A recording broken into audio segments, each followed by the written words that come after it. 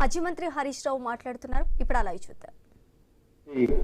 మిత్రులు గ్యాదర్ బాలమల్లి గారికి, గౌరవ శాసనసభ్యులు జహీరాబాద్ మాణిక్రావు గారికి, గౌరవ మాజీ శాసనసభ్యులు క్రాంతి గారు, శశిధర్ రెడ్డి గారు, తమ్ముడు ఎర్రోల శ్రీనివాస్ గారు, అదేవిధంగా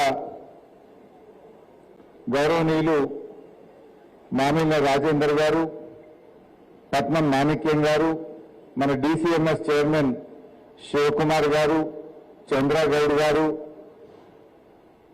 విజయేందర్ రెడ్డి గారు, నరారెడ్డి గారు, డాక్టర్ శ్రీహరి యాదవ్ గారు, కాసాల బుచ్చిరెడ్డి గారు, గోవర్ధన్ నాయక్ గారు, శివరాజ్ పాటిల్ గారు, వరలక్ష్మి గారు, నాగరాజ్ గౌడ్ గారు, సునీత మనోహర్ గౌడ్ గారు, కొండలరెడ్డి గారు, చర్యాల ప్రభాకర్, సరళ పుల్లారెడ్డి, మల్లగౌడ్, వెంకటేశ్వర్లు, చీల మల్లన్న, చక్రపాణి, మత్సూదన్ రెడ్డి, విఠల్, గొల్ల ఆంజనేయులు, సుధీర్ రెడ్డి, అమరేందర్ రెడ్డి, సత్యనారాయణ, చాలా పెద్ద లిస్ట్ ఉందేమే, ఏమనుకోకుంది.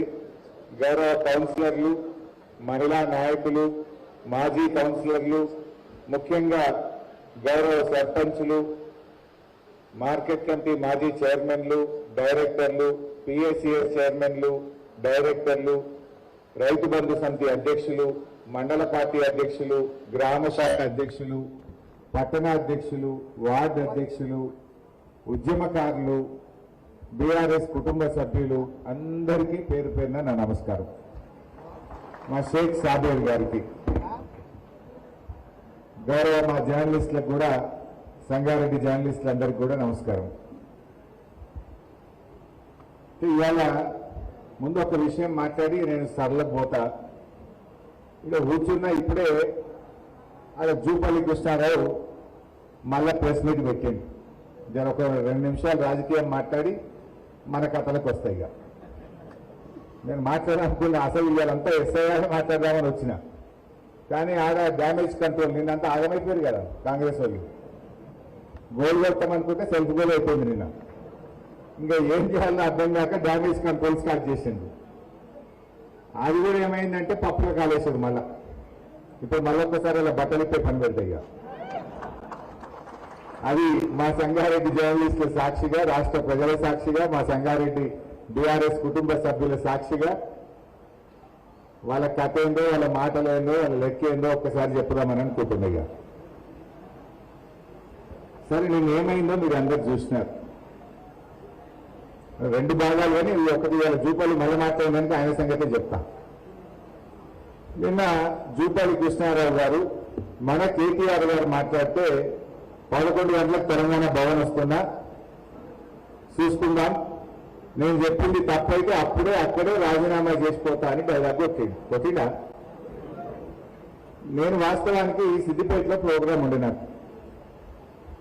సరే, కేటీఆర్ గారు ఫోన్ చేసి జూపల్లి వస్తుంది కదా, మీరు రండి, మీరు ఆర్థిక మంత్రి, మీరైతే బరాబర్ ఉంటుంది రండి అంటే నేను బయలుదేరి ప్రోగ్రాంలన్నీ క్యాన్సిల్ చేసుకొని హైదరాబాద్ పోయి జూపల్లి 11 బజే వస్తుంది కదా, నేను 10 బజేకి కూర్చున్నా. ఇక వస్తాడేమో మంచిగా సాల్వ కప్పి బోకే ఇచ్చి మంచిగా మాట్లాడదామని కూర్చున్నాం. వచ్చిందా మరి? రాలేదు. చెప్పుడేమో సవాలేమో నేనే తెలంగాణ భవన్కి వస్తా అన్నాడు. ధైర్యం జాలినట్టుంది. తోక ముడిచిండు.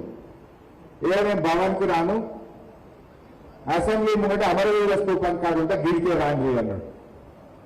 సరే, నువ్వు మాట మార్చినావు, తోక ముడిచినావు, కానీ నేనెందుకు పోతాం? మంచి అని బయలుదేరాను. నేను ఇక బయట మంచి వస్తున్న గన్ పార్కు కానీ బయలుదేరాను. బయలుదేరితే పోలీసు వాళ్ళని అడ్డం పెట్టి అరెస్ట్ చేసి నన్ను తీసుకెళ్ళి పోలీస్ స్టేషన్లో పెట్టారు.